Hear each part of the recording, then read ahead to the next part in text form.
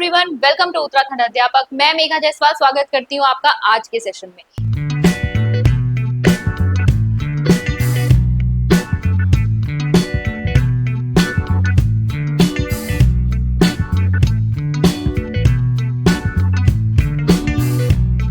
क्या आप भी यूटेट 1 की तैयारी कर रहे हैं आपकी आगामी 2025 की परीक्षा के लिए और परेशान हैं कि मैं जो सब्जेक्ट वाला पोर्शन है वो कैसे कवर करूं? मेरे पास ऐसे बहुत सारी इंक्वायरीज आ रही है जहां पर एनवायरमेंट स्टडीज कैसे पढ़नी है, मैथ्स कैसे पढ़नी है, इंग्लिश और हिंदी को लेकर भी बच्चे परेशान हैं। तो देखिए, आज हम यहाँ पर बात करने वाले हैं एनवायरमेंट स्टडीज की। यूटेट 1 में आप जानते ही हैं आपका पेडागोजी वाला सेक्शन आता है, इंग्लिश और हिंदी यानी 2 लैंग्वेजेस आती हैं। तीसरा आपका सेक्शन होता है मैथ्स का और चौथा सेक्शन आपका होता है एनवायरमेंट स्टडीज का। और एनवायरमेंट स्टडीज के सिलेबस में भी आपका चेक करेंगे, ये आपका ऑफिशियल सिलेबस है, ठीक है, जो आपके वेबसाइट पे भी दिया हुआ है, जिसमें आपको सिलेबस को देखा होगा आपने कि 30 क्वेश्चंस जो पूछे जाने वाले हैं उस पर टॉपिक्स किस तरीके से बटे हुए हैं। एक तो आपका कंटेंट है जो क्लास 1 to 5 की बुक्स में पढ़ाया जाता है, उससे रिलेटेड कंटेंट, ठीक है, ये कंटेंट है, इसी को आज हम डिस्कस करने वाले हैं वैसे। और दूसरा आपका पेडागोजिकल इश्यूज आता है, वो आपके हर सेक्शन में इंक्लूड होता ही है, लेकिन यहाँ के जो पेडागोजिकल इश्यूज हैं वो आप देखेंगे कहीं ना कहीं वो आपके फर्स्ट वाले सेक्शन में बहुत सारे टॉपिक्स कवर हो जाते हैं, कुछ ही चीजें यहाँ स्पेसिफिक आपको पढ़नी पड़ती हैं। एनवायरमेंट स्टडीज या किसी भी सब्जेक्ट स्पेसिफिक पेडागोजी को जब आप पढ़ते हैं तो सब्जेक्ट से रिलेटेड जो पेडागोजी है थोड़े बहुत ही टॉपिक्स चेंज होते हैं, ठीक है, बाकी सारी चीजें लर्निंग प्रिंसिपल्स वही रहेंगे। अगर आप यहाँ टीचिंग मटेरियल की बात कर रहे हैं या फिर सीसीई की बात कर रहे हैं, वो चेंज होने वाला नहीं है, वो वैसा ही रहने वाला है। बस हम टेस्ट किस तरीके से लेंगे, किस तरह की चीजें एक्टिविटीज वगैरह कराई जाती हैं, वो आपके सब्जेक्ट के अनुसार चेंज हो जाती है। तो इसकी बात हम आज नहीं करेंगे डिटेल में, आज हम बात करेंगे इसकी, क्योंकि परेशानी यहाँ पे हो रही है। यूटेट में आपसे जो क्वेश्चन पूछे जा रहे हैं एनवायरमेंट स्टडीज में से, वो बहुत ज्यादा बायोडाइवर्सिटी, इकोलॉजिकल जो आपकी प्रॉब्लम्स है उससे रिलेटेड इस तरह की चीजें बहुत ज्यादा आ रही, लेकिन पढ़ना है आपको क्या, यही वाला जो आपका क्लास 1 से लेकर क्लास 5 तक की बुक्स पे यूनिट्स गिवन होते हैं, ठीक है। तो आज हम इसको थोड़ा सा और डिटेल में समझने की कोशिश करते हैं कि इन यूनिट्स के अंदर भी हमको क्या पढ़ना है। तो सबसे पहला यूनिट आपका क्या है, family and friends. Not very important, यहाँ पर से आपका अगर आप सीटेट एग्जाम भी आपने दिया होगा ना, तो वहां पर आपसे 1 या 2 क्वेश्चन ही इसमें से पूछते हैं, बट पता होना चाहिए, क्योंकि इसमें से बच्चे की ग्रोथ और डेवलपमेंट में क्या असर पड़ता है, इस तरह का क्वेश्चन भी बन जाता है। बेसिकली वैसे आपको यहाँ पर क्या जानना है कि भाई फैमिली की टाइप्स क्या है, ठीक है, टाइप्स ऑफ फैमिली आपसे पूछ सकता है। इसके अलावा आपसे यहाँ पर रिलेटिव्स के बारे में बात होती है कि रिलेटिव्स का क्या इम्पैक्ट पड़ता है बच्चे के ऊपर, फ्रेंड्स का क्या इम्पैक्ट पड़ता है, ठीक है, और प्ले एंड वर्क का क्या इम्पैक्ट पड़ता है, play and work. Now this will also include your co-curricular activities, ठीक है, ऑफ योर स्कूल, तो इसीलिए इसको भी आपको देखना होता है। तो यहाँ पर से बहुत इंपॉर्टेंट नहीं है, लेकिन फैमिली एंड फ्रेंड्स में आपको इस तरह की चीजें पढ़नी है। मेन इंपॉर्टेंट यहाँ पे टाइप्स ही हो जाते हैं, फ्रेंड्स के भी टाइप्स बता रखे हैं यहाँ पर और यहाँ पर फैमिली के भी टाइप्स बता रखे हैं, this is very important.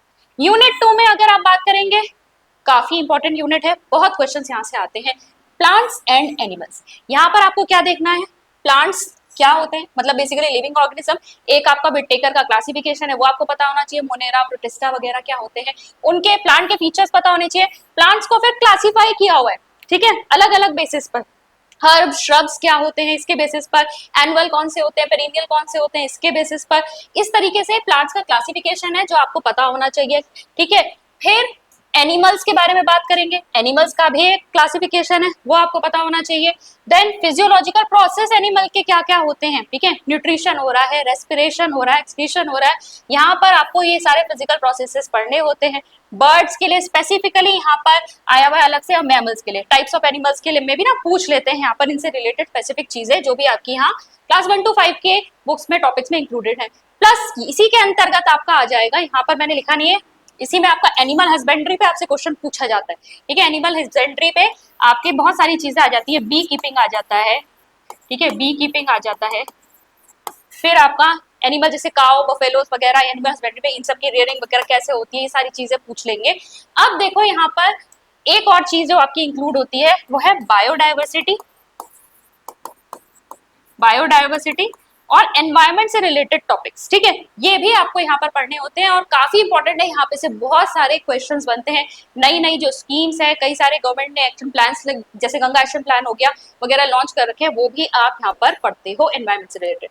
Next आता है आपका फूड एंड न्यूट्रिशन, ठीक है। फूड एंड न्यूट्रिशन में आप क्या पढ़ते हो, कंपोनेंट्स ऑफ फूड पढ़ोगे, प्रोटीन्स, कार्बोहाइड्रेट्स, फैट्स वगैरह क्या होते हैं इनको पढ़ोगे, फूड प्रिजर्वेशन की टेक्निक्स पढ़ोगे, देन यहाँ पर डिजीजेस पढ़ोगे, डिजीजेस यानी आपकी बैक्टीरियल डिजीज कौन सी है, वायरल डिजीज कौन सी है, यहाँ पर से आपका क्वेश्चन बनता है। फिर आ जाता है आपका शेल्टर, ठीक है, ह्यूमन एंड एनिमल शेल्टर दोनों को ही यहाँ पे आपको पढ़ना है। बहुत इंपॉर्टेंट नहीं है, यहाँ पर से क्वेश्चन कम पूछते हैं, लेकिन फिर भी आपका क्योंकि यूनिट दिया है तो ऑब्वियसली आपको यहाँ पर पढ़ना ही है। फिर हम आते हैं आपका next, for more such content like share and subscribe our channel. और हमारे कोर्सेज को चेक करने के लिए डाउनलोड कीजिए अचीवर्स ऐप। अचीवर्स ऐप को डाउनलोड करने का लिंक नीचे डिस्क्रिप्शन बॉक्स में। वाटर, ठीक है, वाटर के ऊपर अगेन बहुत ज्यादा क्वेश्चन पूछे जाते हैं। सबसे पहले तो वाटर की प्रॉपर्टीज क्या होती हैं, यूजेस क्या है, वाटर पॉल्यूशन पे बहुत ज्यादा क्वेश्चन पूछे जाते हैं, वाटर बॉर्न डिजीजेस के ऊपर क्वेश्चन पूछे जाते हैं, again a very very important topic, ठीक है। देन आता है आपका ट्रेवल। ट्रेवल में आपसे मीन्स ऑफ ट्रांसपोर्ट, रोडवेज पूछ लेगा, रेलवेज पूछ लेगा, एयरवेज पूछ लेगा, इसके अलावा आपके इंपॉर्टेंट टूरिस्ट प्लेसेस वगैरह जो होती हैं वो सब आपको यहाँ पर पता होनी चाहिए। देन 7th यूनिट है, इसमें बहुत सारी चीजें जो भी आपका बच गया ना वो सब इसमें डाल रखा है। Things we know, do and make, matter क्या है, सेपरेशन की टेक्निक, सब्सटेंसेस क्या होते हैं, ठीक है, फिर उनको सेपरेट करने की टेक्निक्स क्या होती है वो आपसे पूछ लेगा। देन फेस्टिवल्स इंपॉर्टेंट, स्पोर्ट्स पूछ लेगा, पेंटिंग्स या बहुत जो कल्चरल आर्ट्स वगैरह होती है, कहीं के डांसेस होते हैं, एग्रीकल्चरल प्रैक्टिसेस के बारे में पूछ लेता है, ट्राइब्स के बारे में पूछ लेता है, लैंग्वेजेस के बारे में पूछ लेता है, और भी बहुत सारी जो चीजें हैं वो सब इसके अंतर्गत आती हैं जो साइंटिफिक चीजों से जुड़ी हुई हैं, ठीक है। क्वेश्चन देख लो एक बार कैसे पूछे जाते हैं, ये तो मैंने आपको सिलेबस बताया कि इनके अंदर डिटेल इन यूनिट्स के अंदर आपको क्या क्या पढ़ना है। देखो, largest ecosystem of the world, ecosystem मैंने कहा ना, बायोडाइवर्सिटी, इकोसिस्टम वगैरह आपसे बहुत ज्यादा इंपॉर्टेंट टॉपिक्स है, पूछे जाएंगे। तो इकोसिस्टम पूछ रखा है, लार्जेस्ट इकोसिस्टम कौन सा है वर्ल्ड का, ये आए हुए क्वेश्चन है, ठीक है, ये आए हुए क्वेश्चन है आपकी यूनिट के। फॉरेस्ट, ग्रासलैंड, लेक, ओशन, तो सबसे बड़ा जो आपका इकोसिस्टम है कौन सा है, ocean. Then Suresh produced much production of wheat without use of fertilizers in same field where peas were cultivated earlier. Its reason is, तो सुरेश ने क्या किया, एग्रीकल्चर प्रैक्टिसेस से आपसे क्वेश्चन पूछ लिया है, ठीक है। सुरेश ने क्या किया, एक फील्ड में वीट लगाया और उसे बहुत अच्छा प्रोडक्शन मतलब बहुत अच्छी यील्ड मिली, क्यों, क्योंकि उससे पहले उसने क्या लगाई थी, उस पर मटर लगाई थी, पीस लगाई थी। तो ऐसा क्यों हुआ, उसने फर्टिलाइजर वगैरह कुछ इस्तेमाल नहीं किया, बस उसने इससे पहले कौन सी क्रॉप ग्रो करी थी, पीस ग्रो करी थी। तो अब बता रहा हूँ कि यहाँ पर इसको यील्ड हाई क्यों हुई है, फोटोसिंथेसिस की वजह से, ट्रांसपिरेशन की वजह से, राइजोबियम बैक्टीरिया की वजह से, रेस्पिरेटरी क्वोशंट की वजह से। तो आपका सीधा सीधा आंसर है राइजोबियम बैक्टीरिया। भाई जो पी होती है वो आपके लेग्यूमिनस प्लांट में आती है, जिसके रूट नोड्यूल्स में आपका राइजोबियम बैक्टीरिया रहता है, जो एटमॉस्फेरिक नाइट्रोजन को सॉइल में फिर से फिक्स करता है या रीप्लेनिश कर देता है। मतलब इससे पहले अगर, मतलब मटर से भी पहले अगर कोई और क्रॉप ऐसी ग्रो हुई थी जिसने सॉइल में से जो न्यूट्रिएंट्स थे, जो पोषक तत्व थे, जैसे कि नाइट्रोजन वगैरह से निर्मित कोई पोषक तत्व, वो सब अगर यूज हो गए थे, तो जब मटर लगाई गई तो वापस से मिट्टी को वो सारे पोषक तत्व मिल गए, और इसलिए अगली बार जब उस पर वीट लगा तो उसमें उपजा जो आपका उपज है वो बहुत अच्छी हुई, बहुत अच्छी हुई, ठीक है। तो ये सब चीजें आप एग्रीकल्चर प्रैक्टिसेस में पढ़ते हो, उसमें से आपसे क्वेश्चन पूछ लिया है यहाँ पर। नेक्स्ट देखिए, intensity of radio activity is measured in units वगैरह, ये सब आपसे पूछ लेगा। मैंने कहा ना, जो छूटी हुई चीजें बाकी बच गई ना आपकी, जो स्पेसिफिक नहीं आ रही है, फिजिक्स वगैरह से, केमिस्ट्री से थोड़ी बहुत रिलेटेड जो होती है, वो सब लास्ट वाले यूनिट में आ जाएंगी। Decibel, curie, hertz, none of these. तो रेडियो एक्टिविटी की बात हो रही है, रेडियो एक्टिविटी के लिए है आपकी क्यूरी, ठीक है, curie. Next, which of the following bacteria is an indicator of water pollution, pollution पे पूछ लिया है, स्पेसिफिकली वाटर पोल्यूशन पे पूछ लिया है। एनवायरमेंट से रिलेटेड जितने भी आपके टॉपिक्स हैं वो बहुत बहुत ज्यादा इंपॉर्टेंट है। नई स्कीम्स हो गई, या गवर्नमेंट ने कोई एक्शन प्लान्स चलाए हुए हैं, या फिर आपका पोल्यूशन किस वजह से हो रहा है, और यहाँ पर इसके देखो इंडिकेटर्स पे पूछ लिया है यहाँ पर। तो वाटर पोल्यूशन का इंडिकेटर यहाँ क्या है, स्टेफाइलोकोकस, स्ट्रेप्टोकोकस, डिप्लोकोकस, कोलीफॉर्म। इसका आंसर है कोलीफॉर्म, ठीक है। कोलीफॉर्म बैक्टीरिया जो होता है, अगर उसकी मात्रा वाटर में ज्यादा है तो वो अनफिट माना जाता है, वो वाटर पोल्यूटेड माना जाता है, ठीक है। और कोलीफॉर्म बैक्टीरिया बेसिकली ह्यूमन गट के अंदर भी होता है। तो ये आपके कुछ क्वेश्चंस आप देखो, पढ़ना आपको वही यूनिट्स हैं उन यूनिट्स के स्पेसिफिक टॉपिक्स को आपको कवर करना है, समझना है, क्योंकि क्वेश्चन तो देखो आपसे घुमा फिरा के भी पूछ लिया। यहाँ पे जो क्वेश्चन आपसे एग्रीकल्चर प्रैक्टिस से पूछा है, ये घुमा के पूछा है, ठीक है उसी में से, आपके जो टॉपिक्स कराए हैं उसी में से है। अब अगर आप बहुत ही स्ट्रेटेजिकली अच्छी तरीके से इन चीजों को कवर करना चाहते हैं तो आप हमारे कोर्सेज से जुड़ सकते हैं। हमारे पास यूटेट 1 का स्पेसिफिक कोर्स चल रहा है, ठीक है, जिसमें आपके सारे ही जो आपके सब्जेक्ट्स हैं, चाहे वो एनवायरमेंट स्टडीज हो, पेडागोजी हो, मैथ्स हो, इंग्लिश हो, हिंदी हो, ठीक है, ये सब आपके कवर कराए जा रहे हैं। तो आप अगर इस कोर्स से जुड़ना चाहते हैं, ये ऑलरेडी बैच स्टार्ट हो गया है, ठीक है, तो आप हमारी अचीवर्स ऐप को डाउनलोड कर सकते हैं। डाउनलोड करके वहां पर आप इसके डेमो लेक्चर्स चेक कीजिए, how we are going to deliver this course भी पूरा वीडियो बना हुआ है, कैसे आपको यहाँ लेक्चर्स मिलने वाले हैं, कैसे रिकॉर्डेड क्लासेस, लाइव सेशंस मिलने वाले हैं, पीडीएफ कैसे मिलने वाली है, वो सब चीजें वहां पर बता रखी हैं।